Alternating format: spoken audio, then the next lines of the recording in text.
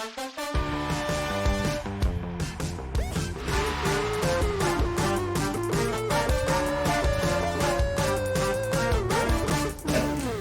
kembali lagi bersama saya Riola Putri di podcast Enakin Aja, podcastnya remaja kreatif.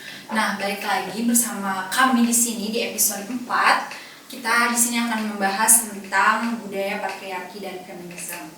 Tentunya saya nggak sendirian, di sini sudah ada narasumber kita yang sangat luar biasa, yaitu Audi Akbar Panjaitan. Halo Audi, apa kabar? Baik. Sebelumnya saya ucapkan terima kasih banyak sudah meluangkan waktunya untuk menjadi narasumber di episode kali ini. Suatu kehormatan bagi kami memiliki narasumber sehebat Audi. Thanks for having me. Okay, let's go. Langsung aja kali ya. Sekarang Audi nih sibuk apa? Sibuk tugas. Gitu. Tugas aja ya? Iya. Tugas aja nih, yakin? Sibuk tugas, terus sibuk ngerangkai naskah sama beberapa rancangan untuk web series juga.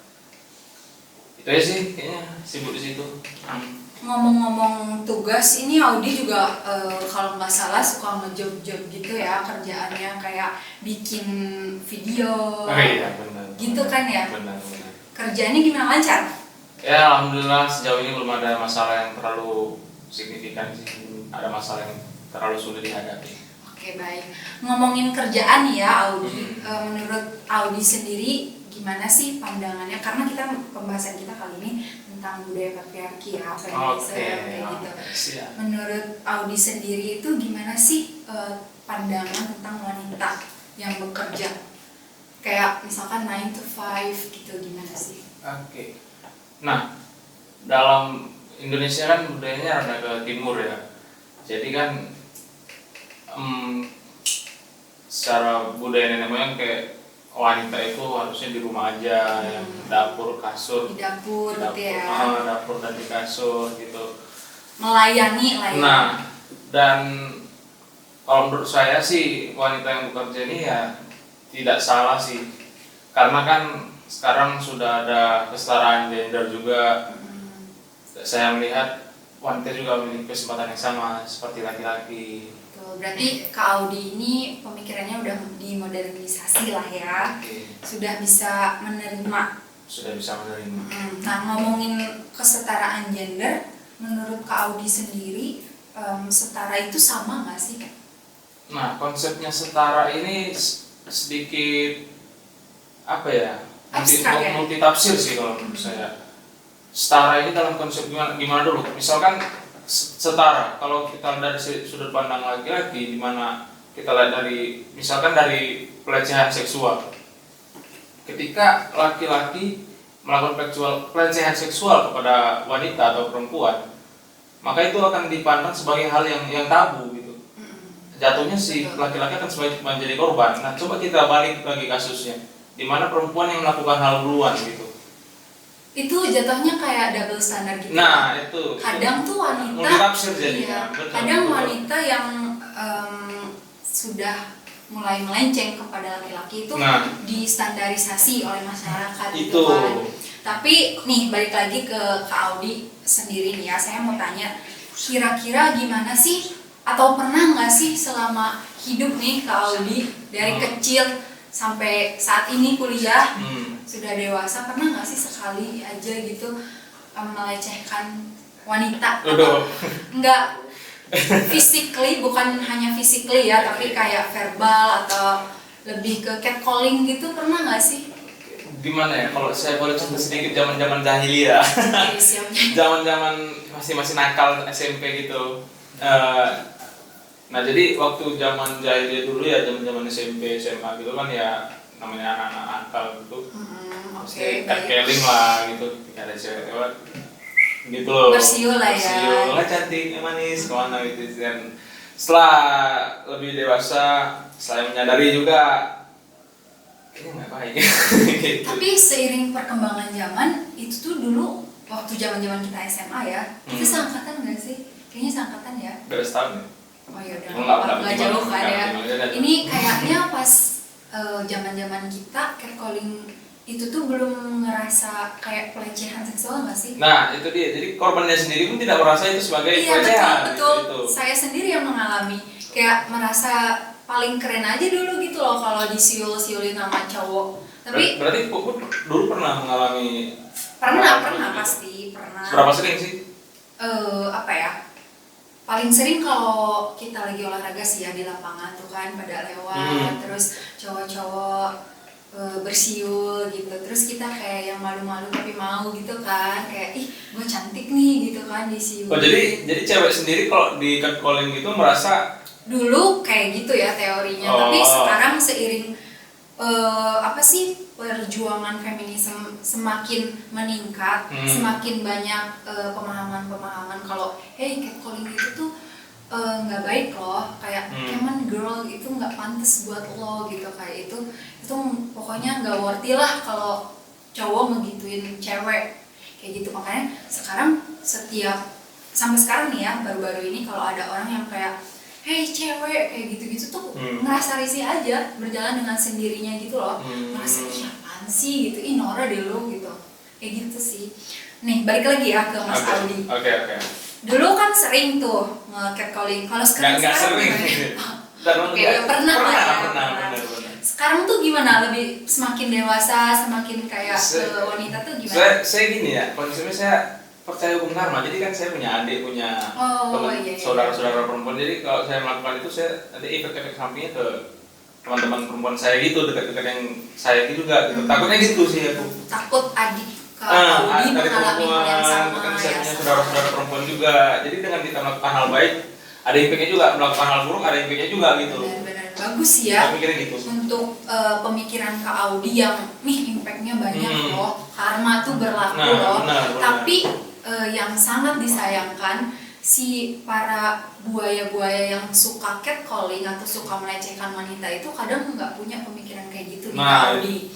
Menurut Kak Audi gimana nih buat oknum lah ya, kita sebutnya sebagai oknum laki-laki yang karena kan suka diklaim sama cowok kan, nggak semua cowok kayak gininya ya, kita panggilnya sebagai oknum aja.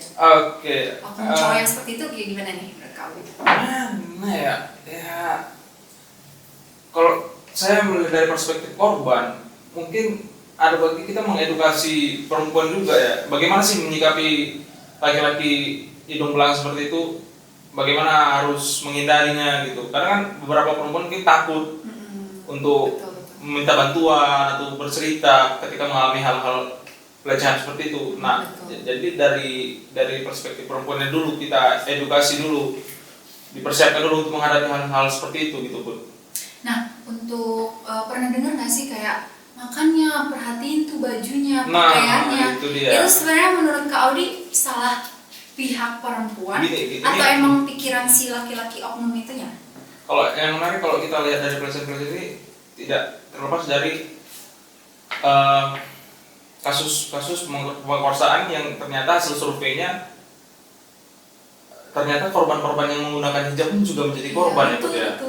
Dan itu bukan salah hijabnya, bukan salah pakaiannya. Nah, itu berarti para cowok-cowoknya ini yang dalam maaf kurang ajar gitu. Nah itu dia.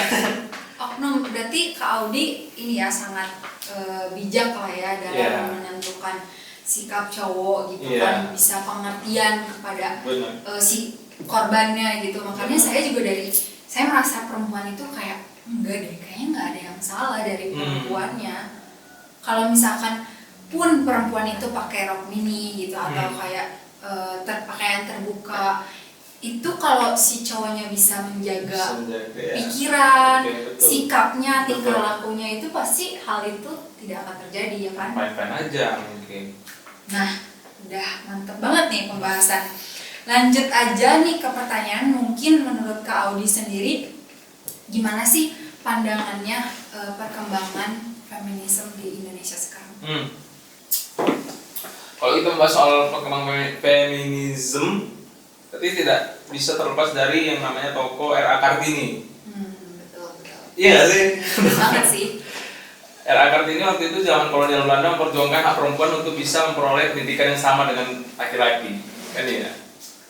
Bisa kita bilang lah, makanya ada hari era Kartini kan, memperingati era Kartini ya, sebagai tokoh simbol perjuangan perempuan di Indonesia.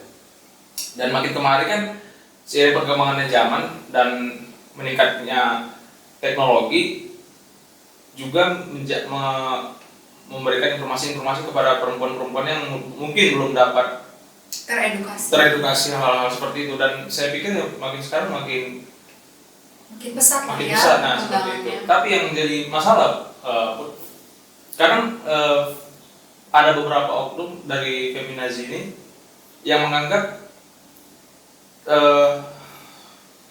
cowok itu langsung sebagai pelakunya gitu. Jadi kan ada tuh feminisme yang radikal gitu. Iya benar-benar pasti ada. Yang langsung keras mereka. Yang pengen gas terus. Nah, yang langsung menghardik cowok tuh udah 100% salah. Iya. Gitu loh. Stereotip cowok udah salah gitu ya katanya gitu ya. Itu menarik sih sebenarnya, tapi seperti yang kita ketahui nih ya kan, apalagi di zaman sekarang media tuh udah pesat banget kan perkembangannya, kayak apalagi Instagram, TikTok, sekarang tuh banyak deh pokoknya media-media sosial yang bisa mewakili suara-suara perempuan nih, khususnya untuk yang jadi korban gitu kan. Kita apalagi sekarang udah muncul tanda-tanda untuk korban, misalkan kalau kita butuh bantuan itu udah ada tuh simbolnya Kak Audi. Jadi lebih memudahkan wanita gitu kan untuk seenggaknya bisa meminimalisir terkena buayan-buayan cowok atau catcallingnya cowok, korban-korban dari pelecehan seksualnya cowok gitu kan.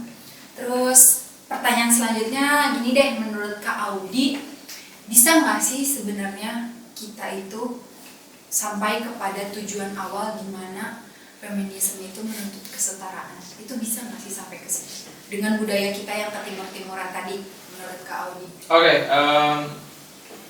menurut saya sih bisa ya, karena dengan adanya hal kesetaraan ini, aku rasa beberapa aspek dari kehidupan akan lebih mudah. Dan beberapa stereotip seperti laki-laki yang harus apa segala macam kerja, laki-laki harus nanggung ini itu. Apalagi dari segi pacaran nih zaman sekarang nih kalau gimana? Kita gue lebih tahu dah. Bergeser dulu ke arah-arah pacaran nih. Biasanya tuh cowok nih yang harus bayarin. Itu sebenarnya enggak juga kan. Tapi menurut persepsi Kak Audi punya pacar kan nih kan? Permainan media sih kalau menurut. Tapi berdasarkan pengalaman Kak Audi sendiri deh, gimana kalau pola pacaran setiap orang tuh kan beda-beda. Iya, benar. Itu Kak Audi lebih menekankan, gue yang handle semuanya gitu, atau enggak deh, cewek gue juga harus punya peran dong, ini kan hubungan kita gitu. Gimana nih? Pengen denger aja sih sebenarnya. Beberapa orang yang pacaran mungkin sudah paham dengan ini, dan beberapa mungkin tidak. Ya tergantung kita lihat pasangannya aja lagi. Apa mereka memang sudah paham? Gitu loh. Kalau dari pasangan memang sudah saling memahami bahwasannya kita saling memperjuangkan hubungan ini gitu loh, Bud. Siap. Dalam banget ya. mungkin hal-hal yang kayak cowok harus bayar, cowok harus gimana tuh kayaknya tuh lebih. Itu terlalu kolot banget ya pemikirannya. Permainan media sih kalau menurut kan beberapa sinetron kayaknya. Tapi balik lagi kan ke pola pacarannya masing-masing. Iya, semua orang punya ya. Kalau misalkan cowoknya, oke girl, lu diem aja, gue yang handle itu ya oke. Mereka boyfriend aja. Ya udah, gitu kan. Let them happy aja gitu kan. Benar. Oke, menarik banget sih ya ini. Berarti terlepas dari suatu hubungan itu, pasti ada cara sama polanya tersendiri. Apalagi kalau ngebahas budaya patriarki, feminisme itu pokoknya jauh banget, nggak luas banget bahasannya, nggak akan pernah habis. Apalagi sekarang nih kita terhalangi oleh ruang dan waktu, makanya kita nggak kerasa banget nih ya Kak Audi udah harus closing nih saat ini. Oke, by the way terima kasih banyak buat Kak Audi yang sudah menyempatkan hadir ke sini, udah membahas bincang-bincang segala macam tentang budaya patriarki, feminisme sampai ke arah pacaran. Semoga hubungan Kak Audi juga baik-baik aja. Amin. Semoga semuanya baik, dan pemirsa juga yang nonton podcast Enakin Aja tetap stay healthy, jaga kesehatan terus, pokoknya jaga kebersihan, taati protokol kesehatan, jangan lupa ya. Sampai ketemu lagi di episode podcast Enakin Aja selanjutnya. Bye bye.